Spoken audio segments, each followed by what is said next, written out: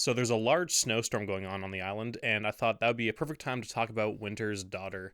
Now, Winter's Daughter is one of those modules that I played a while ago that kind of ruined a lot of other modules for me, mostly just because of the layout. The story itself is pretty solid, and there's some good things there, and we'll get into that. But overall, the big thing that this showed me was how to do presentation for OSR games in a way that made adventure layouts, like the ones that Goodman Games does for DCC, just not work for me anymore. And personally, I'm not really a big fan of OSE. I know that's blasphemy for a lot of people on this side of the hobby. I personally don't think BX is as good as people say it is. You need to leave! I think it's fine. If you like it, that's totally fine to like it. I realize that it has what a lot of people want, and that's great. I'm not taking that away from you. For me, it's just a little bit too bare bones and basic. Stuff like Worlds Outnumber, adds a lot of stuff onto that, whereas like DCC just makes it kind of like a spicier version that has a little bit more personality going for it. If I could mix the adventures that you get from Goodman Games, because I've gone on about those a bunch, they have just amazing ones out there. The DCC Lightmar ones are some of my favorite. So they're some of my favorite adventures, period. But if I could mix those stories and that style with the layout of Old School Essentials and the layout of a lot of the other OSR ones that have kind of aped off of Old School Essentials, and I'm not going to say Old School Essentials is the first one to do it. I probably should have looked into who did this kind of style first, but overall, I kind of attribute it to Old School Essentials, but I'm sure there's many people who did this before in the OSR, and they're just continuing that style. Before I get into spoilers, if you are looking to play in this and you just want to pass this off to your GM, basically all you need to know is that this has to do with the Land of Fairies. It has to do with, a dungeon crawl that is between the Immortal Realm and the Fairy Realm. It has to do with some romance in there. There's some really fun elements that I'm not going to say are like wholly unique, but they're done really well. This is one of those OSR adventures that's taking a lot of older kind of themes, a lot of vibes, I guess, from a bygone era of D&D and just doing it really well. You're not going to get things here that you haven't, I guess, seen before in other media, but I think if you are looking to play in the OSR or GM it for that matter, this is actually probably one of the best starter adventures out there. I think this has a lot here where it has some interesting weirdness. There's some really fun little fairy things in there, but it doesn't go so far off the deep end that you're going to lose people who are more used to normal fantasy. It's still in the realm of like folk fantasy or, kind of dark fairy tale fantasy. So it's not crazy out there, and you should be able to get a lot of different kinds of people interested in this because it has a lot of different aspects. It has stuff with combat, it has stuff with puzzles, with RP, and you can play it any way you want, really. So if you want to know if I recommend this but you don't want any spoilers, the answer is yes. I absolutely recommend it. You should definitely pick this up or tell your GM to go pick it up. Anyway, with that out of the way, let's get into spoilers. So I'm not going to go too deep into a lot of the details here. I think I mostly just want to show some examples of it. I will go into the story a little bit now, but I kind of just want to show some aspects of this dungeon that kind of shows why it's really good, why it's a really good beginner dungeon, why it's a great one to throw into a campaign or to start off a campaign. I think it's also a great one that if you are somebody who's looking to write your own adventures, either just for your games, for your friends, for whatever, or if you're trying to do it professionally, I would put this up there with Aberrant Reflections and Nightmare of a Ragged Hollow as adventures to study. I think there's a lot to glean from these ones, and I think this one goes really well with those ones in terms of just seeing the layout, seeing how they set certain things up, some of the environmental storytelling, and just generally how it does a really good job. So the story is very simple. Essentially, there is a fairy princess who has been locked up in a castle, and she used to have a love affair with a mortal who died long ago in this war between fairies and mortals. And essentially, she will contact one of the players, or all the players, but I think going with one of them is the better way to go.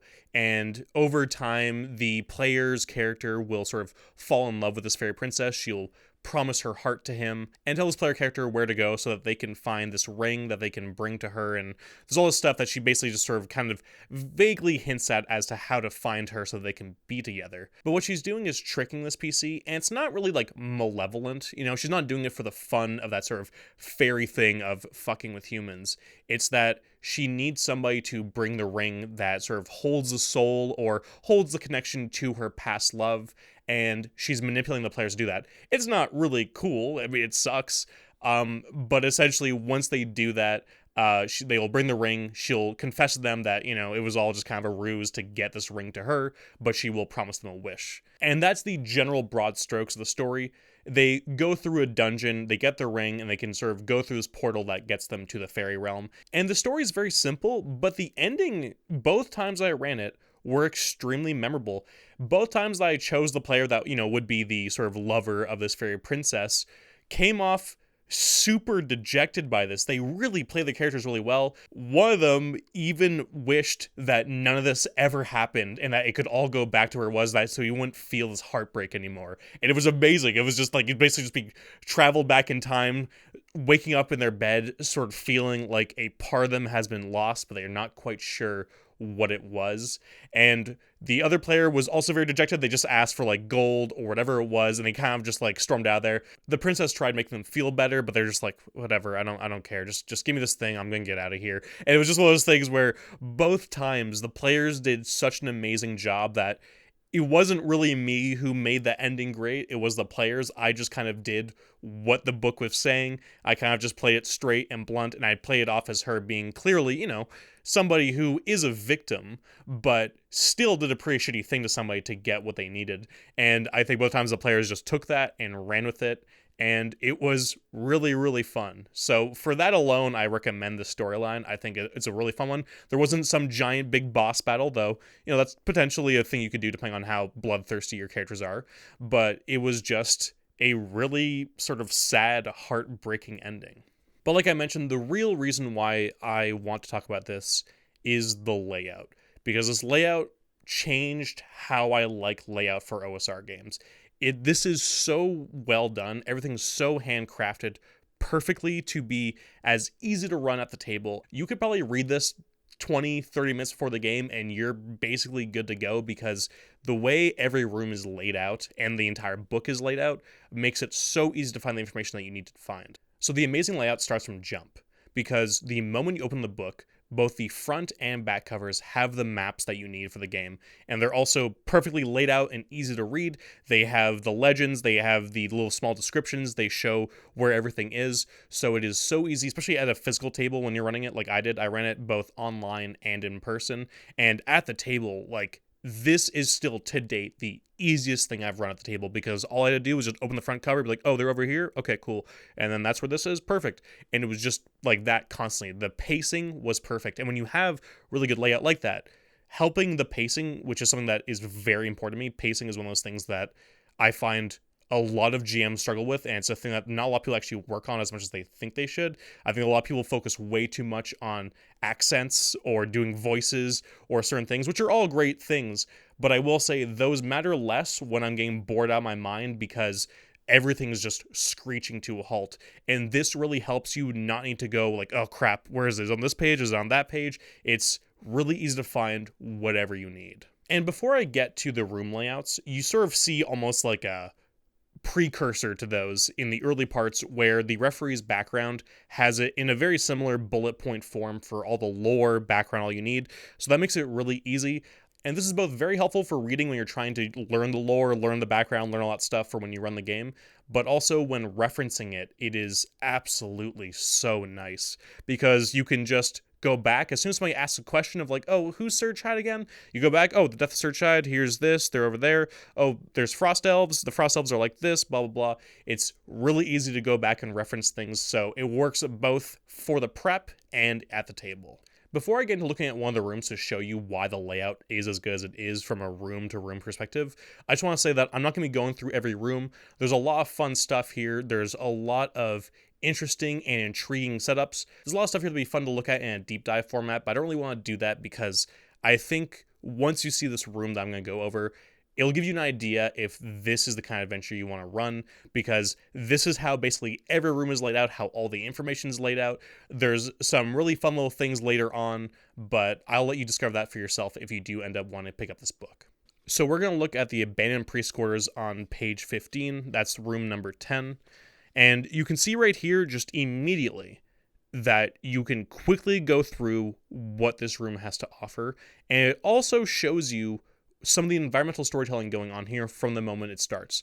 For example, the door, wood, swollen with damp, and it's locked. It already shows that something's going on in this room that has caused it to be damp, because not every door so far has been damp. And next I'll see probably that the reason why it's damp is because there's a collapsed wall in the far corner. There's all this rubble there. There's dark earth behind the collapsed stonework. And then there's also a narrow tunnel that they might be able to find in there. And they're not going to know all this just from seeing it. But there's a lot of things, if you're somebody who's been playing long enough, that there's a high chance, like, oh, if there's enough here that the GM is describing that, oh, things are damp, that there is some kind of environmental impact here, there's a very good chance that there's something here as well. Because already the players have real world knowledge of, like, oh, damp places tend to attract bugs or attract creepy crawlies or, just certain kinds of things. So immediately, those little things just showing both the collapsed wall and the damp door might make them a little bit wary that there might be something kind of hiding somewhere. And they would be correct. Because right next, it says right there, 3 worm tongues. Why can't worm tongue? I've got worm tongue. And they would be correct because right there after you can see it says 3 worm tongues. Squirming tongue-like worms, dark pink, bumpy, 4 foot long, thigh thick, tooth-ringed mouths like lampreys, eyeless, attack by taste, lurking, tunnel by the collapsed wall. And it also gives you the reaction, disturbed by noise in the room, ravenously attack. And right underneath that is a stat block right there. It gives you such a great description of those monsters. You know what those are. From the way they're described, you have a very vivid idea in your head how you see them. They might be different than what I see, but you definitely have an idea of what the fuck this thing is. And right away, not only do you have all the description that's very easy to do without having to read out this, entire thing, but you know how they act, and you know what their stat block is. Next to that, there is the next environmental thing, the moldy writing desk, and again, decaying wood, looks like it's also moldering just like the door is, carved with angels, which might give you an idea that from before, the last room the players were in was the Chapel of St. Sedge, and it's very obviously a chapel, so this would show that this is probably the priest quarters just from this alone, where you have these little angels, and there's a few other things here that will sort of tip them off to that as well. And right after that, it tells you how you can deal with it. Locked drawer, easily smashed open, so if somebody can lockpick it, there you go. But also, if somebody can destroy it, that's pretty good, pretty easy to do, but also, as we mentioned before, the reaction of the worm tongues is disturbed by noise in the room, ravenously attack. So it tells you right there, if they haven't found the worm tongues yet, you know exactly what a good trigger for them is right there from that. And so they could open up the desk really easily, but there is the consequence for doing that instead of trying to lockpick or be sneakier or check the room first for any, possible monsters that might be coming out of the walls. And also inside this desk, there is also a book that has a brass sheet that can be used as part of a puzzle in another part of the dungeon. Not only is there a built-in consequence for smashing it open or making noise trying to get it open with the monsters, but there's also a direct reward from the book that's in here that has a brass sheet that has a clue to a puzzle in another part of the dungeon. So it rewards you for exploring by giving you something that will help you later on, or it might have been something that you already came across and then came back here and now you're like, oh, this is a piece of the puzzle that we might have been missing. So I really do like that it's so compact right there that one desk has so much going on just right there in 3 paragraphs. And finally, the last part of this room is a loose flagstone, locating it with a search for secret doors, so again, some exploration. And underneath it, there's a little metal box. There's also a little poison trap. And inside that box, there is a silver crucifix, a clerical scroll of whole person, a prayer book of stamped gold leaf worth 500 gold pieces, a box of 20 holy wafers, which give them an HP each. And I love this because this, again, has so much going on. It tells you the story of what this room is, that it's very clearly, some priest quarters if there's a holy book and these wafers and a clerical scroll and a crucifix. But also, depending on what you've done so far, if you've dealt with these monsters that are in this room because you were stupid in how you opened up the desk instead of being smart and looking around first, there's some nice holy wafers here for you to munch on to get your hit points back if you ended up really disturbing those creatures when you smashed open the desk. And that's this room. You can see how easy it is to read through here, find everything within here, immediately have consequences, rewards. Everything that it shows you has a point. There's nothing pointless in this whole area. It gives you descriptions to add to the flavor and also tip off clues for certain things. It has rewards, it has consequences, and the rest of the dungeon is like this. And that's just why it's so good. I know I keep saying it, but that is why it's so good. And that's basically what I wanted to cover today with this. I do think that there's more I could go over in terms of like the different rooms and the story and all the other great things that are going on. But I think just keeping it to a simple one room thing like this, and also going over the story a little bit, I think that gives you an idea if you're both interested in this for the theme and tone and story, as well as if you have any interest in the mechanical dungeon itself. This is a really good dungeon crawl if you are a new GM to the OSR or just a new GM, in general. There's a 5e version for this, so if you are coming from the 5e space, there is a 5e version for this that you can grab. But I do think there's a lot to learn from this. I think it's a great way to take this and try and learn to not do combat for everything. Maybe also learn to get used to reaction rolls and morale checks and things like that that you might not be used to. It's something I still get used to. I'm, not somebody who does a crap load of dungeon crawling. I do a lot more narrative games, especially these days. And so a lot of games like this can sort of ground you and remind you of some of the things you should be doing in these kinds of games to keep things interesting. Because oftentimes, there's I'm not going to say misconception, because I think also some people just aren't into dungeon crawling, but there is that idea that dungeon crawling is really, boring because, you look left, you look right, and it's basically not really a choice because you don't really have anything to go off of, because whatever dungeon you might have written or whatever dungeon you might be reading that's not all that great, they kind of just give you like, oh yeah, there's an oak door on your left, oak door on your right, and there's nothing really to do with that. There's not really much of an informed agency choice the players can make with that. But this book does not do that. It shows you how to give clues with the environment, and it shows you what consequences, what rewards to give, and it basically is just a really solid book. I can't recommend it enough. I absolutely think that you should run this for your groups. I think, if you are running a big campaign, this could be a great little side thing, or you can, pepper in these dreams that the player gets over time, then finally comes to a breaking point where they need to do this mission. Or, if you just need a break from your campaign and just want to do a quick little 1 or 2 shot with this, I was easily able to run this in a 1 shot. The pacing, like I said, is really good, so you're not going to have too much trouble finding the information you need. So you should have a pretty good time running this in a 1 shot. But anyway, that is everything for today. That is Winter's Daughter. Like I mentioned, I highly recommend it. And I might do a deep dive on it at some point on the Buying Games podcast, or just go from room to room, keep gushing over it.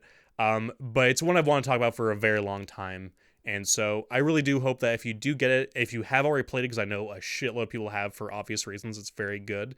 Please let me know what you think of it. Let me know if there's anything that you have problems with it. I'd love to see what criticisms people have or what things they've done to improve it. But anyway, thank you so much for watching. Once again, a big thanks to my patrons. Thank you guys so much for all the support you guys do. And I really hope everybody has a good one. And hopefully I can get out my house at some point when the snow lets up. But I'll see you in a few days if that's possible. So have a good one, and stay safe out there.